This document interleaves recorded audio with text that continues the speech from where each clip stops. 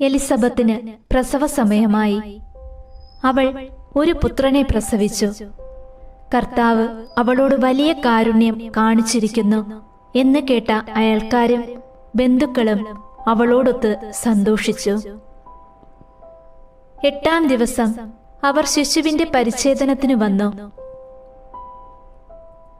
പിതാവിന്റെ പേരനുസരിച്ച് സഖറിയ എന്ന് അവന് പേരു നൽകാൻ അവർ ആഗ്രഹിച്ചു. എന്നാൽ ശിശുവിന്റെ അമ്മ അവരോട് പറഞ്ഞു, അങ്ങനെയല്ല, അവൻ യോഹന്നാൻ എന്ന് വിളിക്കപ്പെടണം.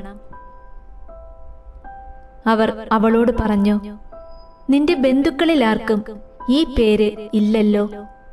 ശിശുവിന് എന്തു പേര് നൽകാനാണ് ആഗ്രഹിക്കുന്നതെന്ന് അവന്റെ പിതാവിനോട് അവർ ആംഗ്യം കാണിച്ചു ചോദിച്ചു. അവൻ ഒരു എഴുത്തുപലക വരുത്തി അതിൽ എഴുതി,